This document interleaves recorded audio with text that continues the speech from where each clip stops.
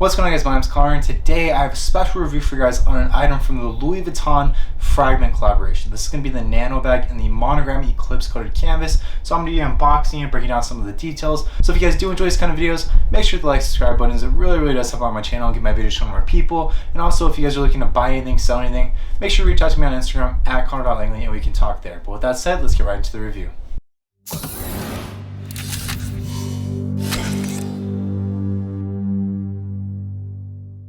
Alright guys, so just before I begin unboxing, there's just a couple things I want to go over. First off being the retail cost. This bag retailed at $1,360 USD, but it was very limited and there's still very high demand. So as far as the resale market, this bag is going for close to $3,000 USD.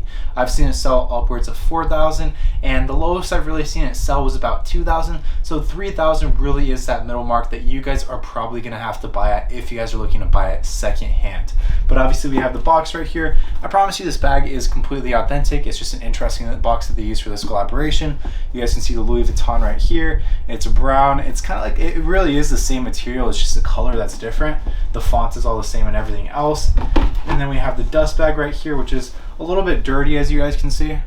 And then taking it out, we will have the bag right here. So you guys can see right on the front, we have the Louis Vuitton Paris, Fragment Tokyo. We also have the trademark stamp right here. If you guys look really closely right here, we got this rainbow little detail right here for the adjuster for the strap.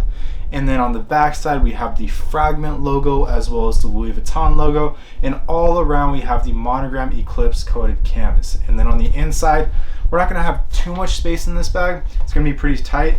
We'll have the heat stamp right here, which will say Louis Vuitton Paris, made in Italy, and then have the Fragment logo right there.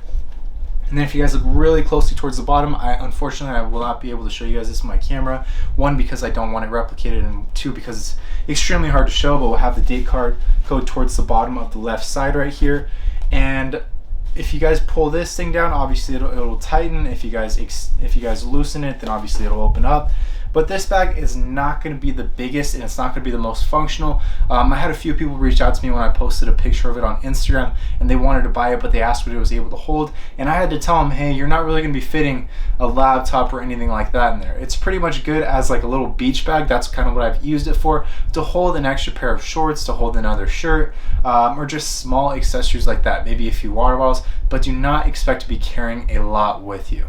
So the most popular way of wearing it is wearing it over the shoulder and having it shown in the front, and obviously showing the Louis Vuitton Paris, Fragment, and Tokyo.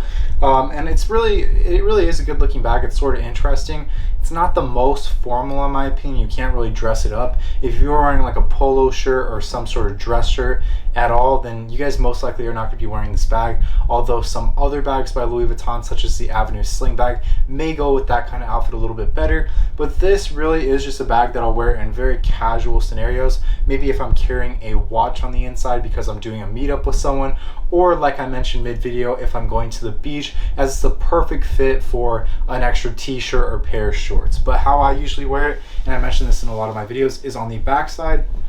Here's how it looks. And that is really because I like to have the room with my arms. I don't feel like it's always necessary to flex. And if I'm wearing a more formal outfit, it won't show as much if I'm wearing it on the back side.